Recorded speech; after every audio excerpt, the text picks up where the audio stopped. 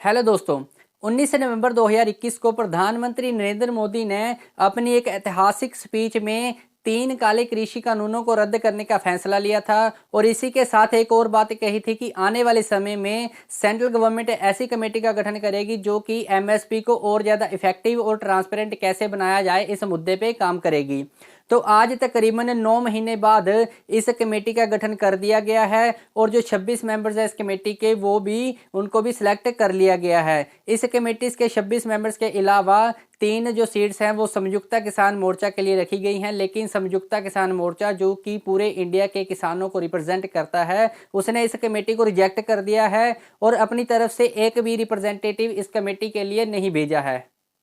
इस वीडियो में हम इसी बात को समझने की कोशिश करेंगे कि ये कमेटी क्या है, सेंट्रल गवर्नमेंट का इस कमेटी को बनाने के पीछे मेन मोटिव क्या है, क्यों संयुक्ता किसान मोर्चा इस कमेटी को रिजेक्ट कर रही है और जो एमएसपी और स्वामीनाथन कमीशन है उनका इस कमेटी के साथ क्या लेना देना है। तो वीडियो स्टार्ट करने से पहले अगर आपने हमारे चैनल को सब्सक्राइब नहीं किया है तो प्लीज़ हमारे चैनल को सब्सक्राइब कर दीजिए और बेल आइकॉन को भी दबा दीजिए ताकि हमारी आने वाली लेटेस्ट वीडियोज़ की नोटिफिकेशन आप तक पहुँचती रहे। जब सभी किसान मिलकर संयुक्ता किसान मोर्चा के बैनर के नीचे दिल्ली बॉर्डर्स पे 3 कृषि कानूनों के खिलाफ प्रोटेस्ट कर रहे थे तब उनकी एक और डिमांड भी थी, वो ये थी कि एमएसपी को लीगल गारंटी देनी चाहिए, एमएसपी को लीगल बना देना चाहिए। लेकिन उस वक्त मोदी गवर्नमेंट ने सिर्फ 3 कृषि कानूनों को वापस लेने की डिमांड एक्सेप्ट की थी और जो एमएसपी को लेके लीगल गारंटी है उसकी बात को नकार दिया था। लेकिन ये बात कही थी कि आने वाले समय में एक ऐसी कमेटी बनाई जाएगी जो इस मुद्दे पे काम करेगी। तो किसानों ने मोदी गवर्नमेंट के इस फैसले को एक्सेप्ट किया और साल से भी ज्यादा चलने वाले प्रोटेस्ट को खत्म कर दिया और आज ये कमेटी बना दी गई है। लेकिन संयुक्ता किसान मोर्चा ने इस कमेटी को रिजेक्ट कर दिया है और जो 3 सीट्स संयुक्ता किसान मोर्चा के लिए रखी गई थी उनके लिए भी इन्होंने कोई भी रिप्रेजेंटेटिव नहीं भेजा है। इसका एक बहुत बड़ा रीजन है और वो ये है कि इस कमेटी को बनाने के पीछे मोटिव गवर्नमेंट ऑफ इंडिया के मुताबिक ये कमेटी जीरो बजट फार्मिंग के मुद्दे पर, क्रॉप पैटर्न को डाइवर्सिफाई करने के मुद्दे पर और एमएसपी को और ज़्यादा इफेक्टिव और ट्रांसपेरेंट कैसे बनाया जाए इस मुद्दे पर काम करेगी। लेकिन इसमें एमएसपी को लीगल गारंटी देने के बारे में कुछ भी नहीं लिखा है।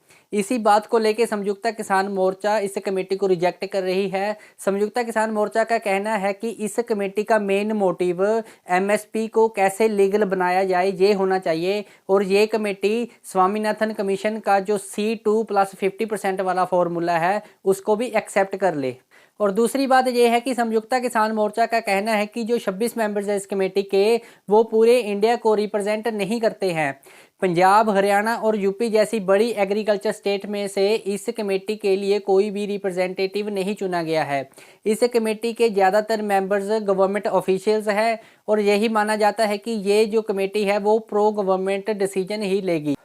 इस कमेटी के chairman former agriculture secretary Sanjay Agarwal को बनाया गया है और बाकी के मेंबर्स को अलग अलग डिपार्टमेंट से चुना गया है। संयुक्ता किसान मोर्चा के आर्ग्यूमेंट्स को अच्छे से समझने के लिए हमें एमएसपी और स्वामीनाथन कमीशन के बारे में जानना होगा। एमएसपी एक मार्केट इंटरवेंशन की स्कीम है जिसके जरिए government of India agriculture producers यानी कि फार्मर्स को किसी भी फसल के दाम एकदम से नीचे गिरने की सूरत में बचाती है। मतलब कि अगर किसी फसल का दाम किसी भी वजह से नीचे गिर जाता है एकदम से तो उस फसल को government of India MSP rate पे सरकारी मंडियों के जरिए खरीद लेगी और हर साल गवर्नमेंट ऑफ इंडिया किसी एक खास फसल को बीजने से पहले उसके लिए एमएसपी अनाउंस करती है और ये announcement commission for agriculture cost और प्राइसेस की बेसिस पे होता है। 14 खारीफ क्रॉप्स यानी कि मॉनसून क्रॉप्स जैसे कि पैडी, ज्वार, बाजरा, मेज, कॉटन और 6 राबी क्रॉप्स जैसे कि बारले, वीट, गेहूं, जौ, ग्राम आदि और 2 कमर्शियल क्रॉप्स जैसे कि जूट और कोपरा के लिए हर साल सेंट्रल गवर्नमेंट के द्वारा एमएसपी अनाउंस किया जाता है। Commission for agriculture cost and prices CACP MSP को कैलकुलेट करने के लिए बहुत से फैक्टर्स को ध्यान में रखती है जिसमें आते हैं डिमांड और supply, cost of production, market intervention, a minimum 50% margin over cost of production, implications of MSP on consumers. In 5 parameters की मदद से CACP 3 तरह की कॉस्ट कैलकुलेट करती है जिसमें आती है A2, A2+FL और C2। A2 एक एक्चुअल पेड आउट कॉस्ट है जिसमें किसी भी एक किसान के द्वारा किसी एक फसल के लिए किया गया खर्चा शामिल होता है, जैसे कि बीज को खरीदना, फर्टिलाइजर खरीदना, पेस्टिसाइड खरीदना, लेबर हायर करना और मशीनरी खरीदना। ये सारे खर्चे A2 में काउंट किए जाते हैं। और जब इन सारे खर्चों में फैमिली लेबर को इंक्लूड किया जाता है तो वो बन जाता है A2 प्लस FL। और फसल बीजने के लिए जमीन रेंट पे ली गई उसका रेंट, और जो किसानों के द्वारा कर्जा लिया जाता है उसका इंटरेस्ट, जब इन दोनों में काउंट कर दिया जाता है तो वो बन जाता है हमारे पास C2। हालांकि CACP इन तीनों पैरामीटर्स के बेसिस पे MSP कैलकुलेट करती है, लेकिन रिकमेंड सिर्फ A2 प्लस FL के बेसिस पे करती है, जो कि एक्चुअल कैलकुलेटर MSP से कम होता है। 2004 में गवर्नमेंट ऑफ इंडिया ने एक एग्रीकल्चर पे कमीशन बनाया था जिसके चेयरमैन MS स्वामीनाथन थे, तो इसको स्वामीनाथन कमीशन भी कहा जाता है। इस कमीशन ने एक फॉर्मूला रिकमेंड किया था और वो ये था कि C2 प्लस 50%, यानी कि जो C2 वाला पैरामीटर है और उसमें टोटल 50% और ऐड कर दिया जाए, इतना MSP हर साल गवर्नमेंट को जो अनाउंस करना चाहिए किसी भी एक खास फसल के लिए। तो यही डिमांड उस वक्त से जो किसान हैं करते आ रहे हैं, और अब भी किसानों की, इस वक्त भी किसानों की यही डिमांड है कि जो स्वामीनाथन कमीशन का फॉर्मूला है C2 प्लस 50% वाला, उसको गवर्नमेंट इम्प्लीमेंट करे और जो नई कमेटी है वो भी इस फैसले को, इस जो फॉर्मूले को है वो एक्सेप्ट कर ले। अगर हम एग्जांपल लेकर समझे तो 2020-21 में पंजाब में वीट के लिए 1925 रुपये पर क्विंटल और पैडी के लिए 1888 रुपये पर क्विंटल MSP अनाउंस किया गया था सरकार के द्वारा।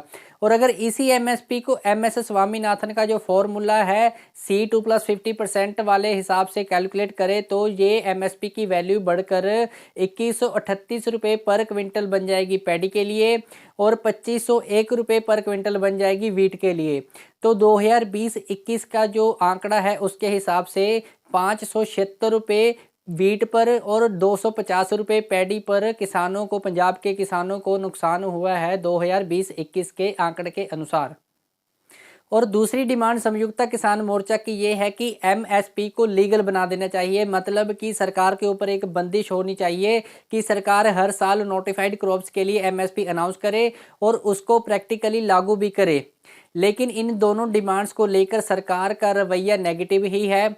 सरकार का कहना है कि इंडिया की अभी के लिए फाइनेंशियल और सोशल कंडीशन ऐसी नहीं है कि इन दोनों डिमांड्स को पूरा किया जा सके। गवर्नमेंट ऑफ इंडिया ने ये बात स्पष्ट तौर पे क्लियर कर दी है कि जो ये नई कमेटी बनाई जा रही है उसका मेन मोटिव MSP को और ज़्यादा इफेक्टिव और ट्रांसपेरेंट कैसे बनाया जाए यही होगा, ना कि हम MSP को लीगल बनाने जा रहे हैं। तो MSP को लीगल नहीं बनाया जा रहा और जो डिमांड्स है संयुक्त किसान मोर्चा की वो अभी के लिए पूरी नहीं हो पाएंगी। इस वीडियो में इतना ही। अगर आपको हमारी वीडियोस अच्छी लगती हैं प्लीज़ हमारे चैनल को सब्सक्राइब कर लीजिए, इस वीडियो को लाइक कीजिए, शेयर कीजिए और कमेंट करके बताइए कि आपको वीडियोस कैसी लगती हैं। धन्यवाद।